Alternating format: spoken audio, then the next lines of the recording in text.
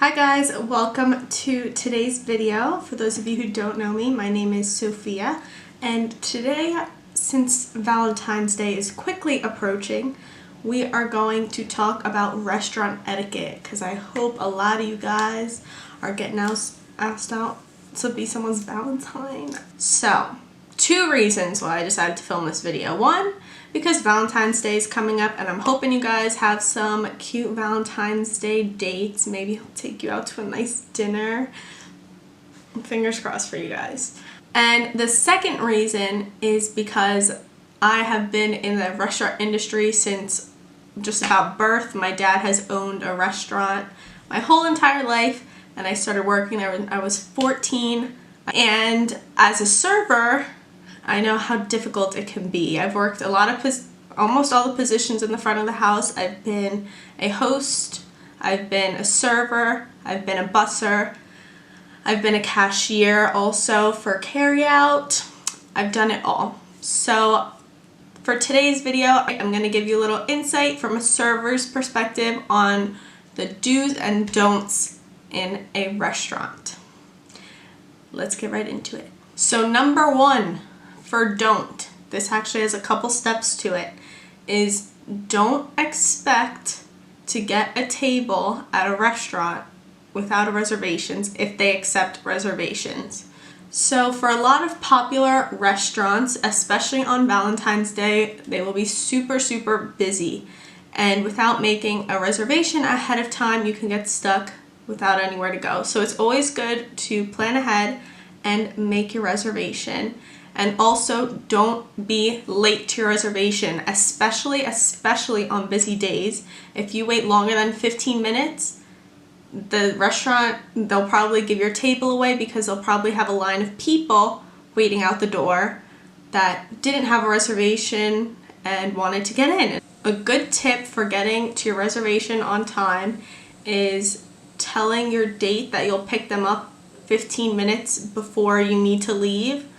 Just so that'll get you extra time to get there, park the car, and get seated at the time of your reservation. At that time, if you have to wait a little bit longer for your table, at least you're secured a table. So always arrive early. There's no harm in that. And if you do get there early and you're of age, maybe you could have a seat at the bar and grab a drink, or they'll have your table ready and you could just get seated right away.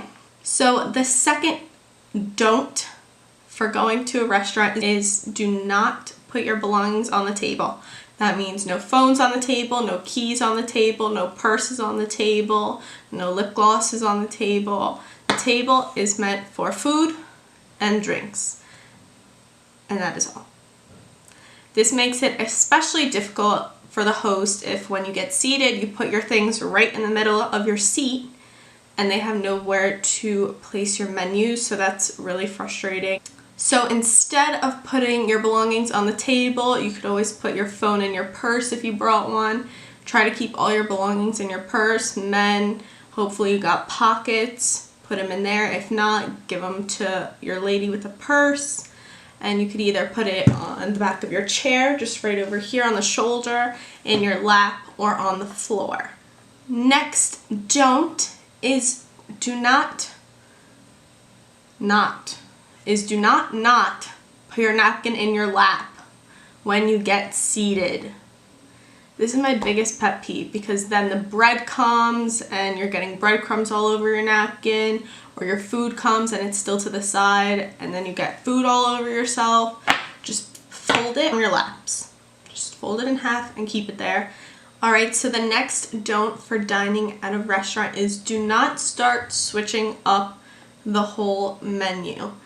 I feel like the rule is if you don't like two of the ingredients in the menu, in the item, then just try to find something else that you'd like. For example, if you have a normal chicken parm with a chicken cutlet, tomato sauce, and cheese, as well as a side of spaghetti with tomato sauce, don't start switching up the whole meal by doing the spaghetti with Alfredo sauce and then adding shrimp to the spaghetti and not having cheese on the chicken parm. It makes it really hard for the kitchen to read the whole ticket to decipher exactly what you want. And when you start switching things up, it just takes longer for the food to come out. It slows down the kitchen, and especially on a busy day, it makes it very, very difficult for the kitchen to stay on top of all of the customers' orders. If there is something that you don't like in the specific meal, like instead of the spaghetti, you'd rather have some vegetables, then just a simple substitution like that would be okay. And restaurants are usually very accommodating when it comes to dietary restrictions and allergies. So just make sure you tell your server ahead of time if you're allergic to anything, and they'll communicate between you and the chef to see if there is something that they can make. So the next thing that you should not do at a restaurant is snap your fingers. That's rude. I'm sorry if you guys do that, but that is straight up rude. And you have to understand that servers have other tables to tend to. If you do need something from your server, just try to get eye contact with them. They should be walking around the restaurant making sure their customers are okay. That is their job. And once you grab their attention, just like stick up your finger or something, tell them to come over and deal with whatever you needed to get their attention for calmly and discreetly. There's no need to be screaming across the restaurant. That disturbs the customers, and it's extremely rude. The next thing that really, it hurts you a little bit. Okay, so as you may know, servers are kind of the middlemen. The kitchen is behind the scenes, the customers are who we're trying to please, and the server is trying to give them the best service that they can to make the customers happy. That's how a restaurant runs. But when the kitchen makes a mistake, such as they didn't cook your steak the right temperature, even though the server marked the temperature, or I don't know, your food's overcooked, it doesn't taste good, oversalted, that is the kitchen's fault. And unfortunately, the servers usually take a lot of the blame for that, just because they are the people that the customers are in contact with.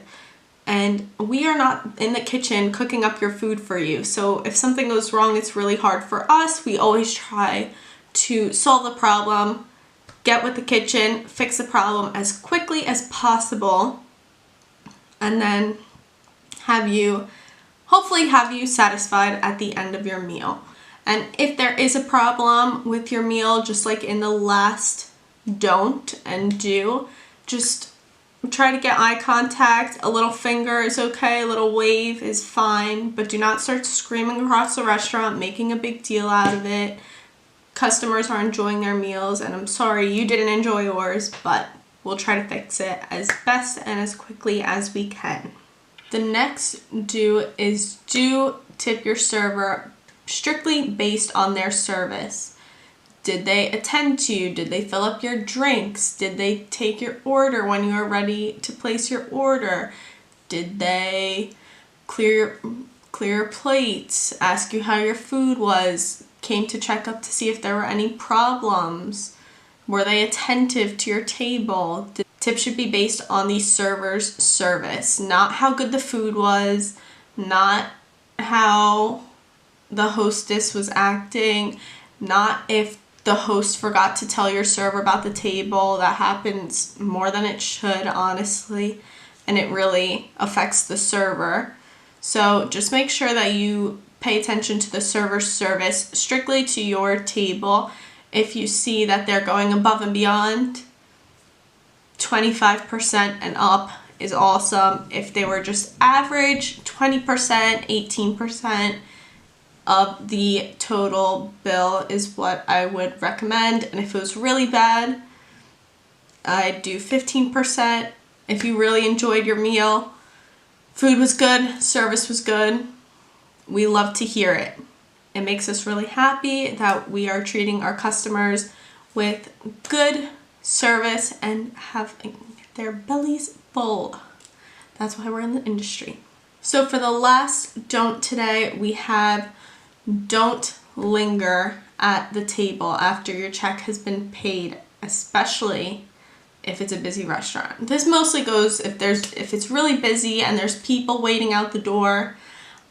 It's fine while you're eating, you can take your time and enjoy your meal, but once the check has been dropped, it's actually really rude to stay longer. Like, don't start an hour-long conversation after the check has been dropped, especially when it's busy. There's people waiting. It's really frustrating when you're a customer and you had a reservation for 7 o'clock and the table that you were supposed to be seated at arrived at 5. They had 2 full hours to eat. They enjoyed their meal, and 6:45 rolls around, the check is dropped, they're paid, and they stay around for another 45 minutes having a conversation. It really messes up the flow of the restaurant, especially on a busy night. If you haven't worked in the restaurant industry, I recommend that you do it.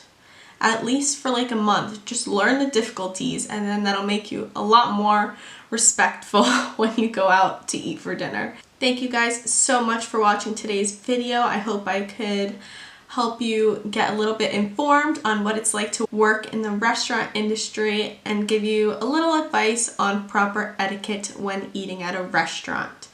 Thank you guys so much for watching. Please like this video if you liked it, and don't forget to subscribe and hit the little bell notification to be notified when I post new videos. Thank you. Bye.